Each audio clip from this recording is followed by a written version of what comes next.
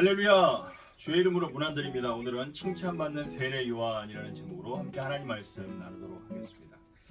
오늘 본문은 마태복음 11장 1절에서 19절까지의 말씀입니다.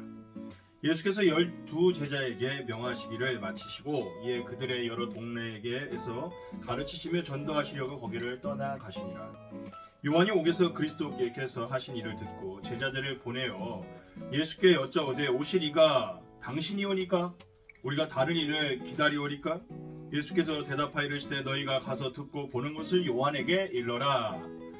맹인이 보며 못 걷는 사람이 걸으며 나병 환자가 깨끗함을 받으며 못 듣는 자가 들으며 죽은 자가 살아나며 가난한 자에게 복음이 전파된다 하라. 누구든지 나로 말미암아 실족하지 아니하는 자는 복이 있도다 하시니라. 그들이 떠나며 예수께서 무리에게 요한에 대하여 말씀하시되 너희가 무엇을 보려고 광야에 나갔더냐? 바람에 흔들리는 갈대냐? 그러면 너희가 무엇을 보려고 나갔더냐? 부드러운 옷 입은 사람이냐?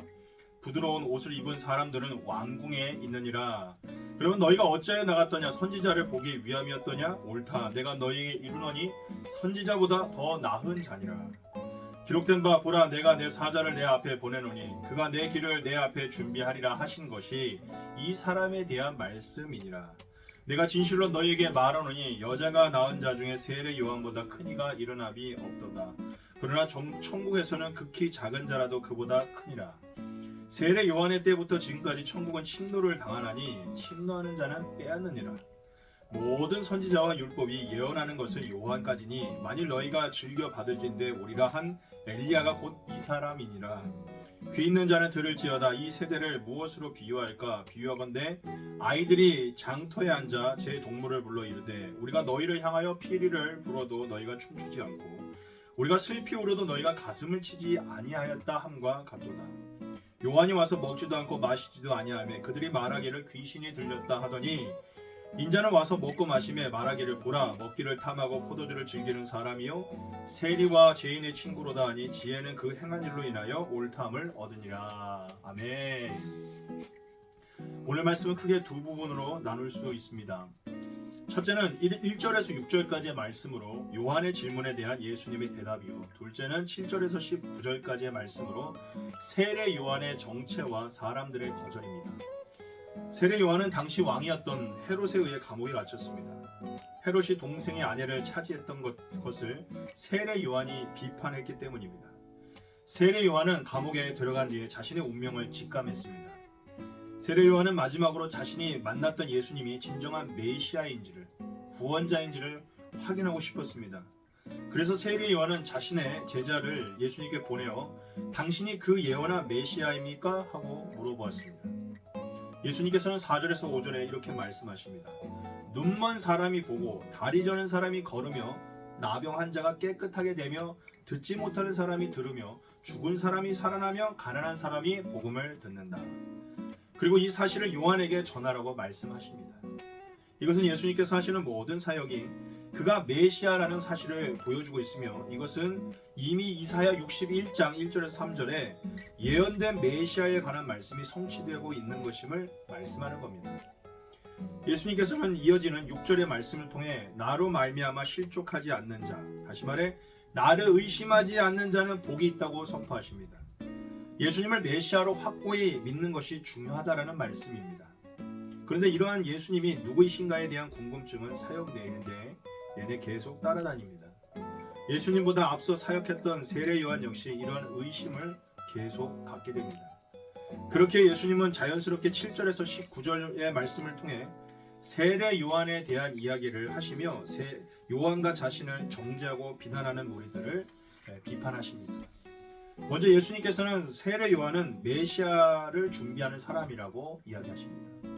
예수님께서는 9절에서 말라기 3장 1절을 인용하시며 세례 요한은 예수님이 오실 길을 예비하는 사람이요 메시아가 오심을 선포하는 사람이라고, 길을 예비하는 사람이라고 선포하십니다. 세례 요한은 광야에서 고난 가운데 훈련받으며 사람들에게 세례를 베풀고 자신의 역할을 충실히 감당했습니다. 예수님께서는 11절에서 세례 요한을 극진히 칭찬하시며 여자가 낳은 사람 중에 이보다 더 큰 인물은 없다고 선언하십니다. 그러나 당시 사람들은 세례 요한을 주님의 길을 예비하는 자인지 모르고 예수님에 대해서도 메시아로 알아보지도 못했습니다. 심지어 바리새인과 사두개인 종교 지도자들은 예수님을 알아보지 못하는 정도가 아니라 비방하고 정죄하고 죽이려고 모의하였습니다. 예수님께서는 이러한 악한 이들을 향해 그 완악함을 비판하셨습니다. 17절에 즐거운 피리 소리가 들려도 춤추지 않고 슬픈 애곡 소리가 들려도 울지 않는다라는 뜻은 어떠한 예수님의 말씀에도 반응하지 않고 무감각하게 굳어있는 그런 이들의 마음을 안타까워하시고 비판하시는 겁니다.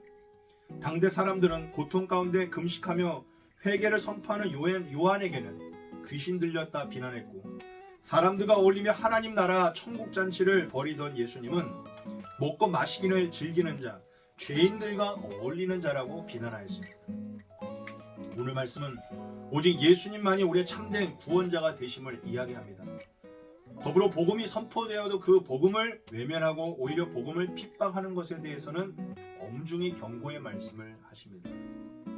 오늘 말씀을 우리가 돌아보며 혹시 우리에게는 바리새인, 사두개인, 서기관들 같은 형식적인 종교생활, 하나님과 이웃에 대한 무관심, 말씀에 대한 냉랭함, 자기 우상과 자기 의와 같은 주님께 책망받을 모습은 없는지 돌아보며 세례 요한이 2000년 전 초림 예수님의 길을 예비한 것처럼 우리도 이제 다시 오실 재림 예수님의 길을 잘 믿음으로 견고하게 지키며 잘 예비된 복된 성도가 천국문에 이르는 복된 성도들이 다 되기를 소망합니다. 그리하여 마지막 날 세례 요한이 주님께 오늘 본문에 칭찬받는 것처럼 우리도 주님 앞에 예배드리고 이 말씀을 나누는 저와 여러분이 마지막 날에 크게 칭찬받는 또 영광의 면류관을 쓰게 되는 복된 역사 있으시기를 소망합니다. 오늘도 주 안에서 승리하시고 행복하시기를 간절히 소망합니다. 감사합니다.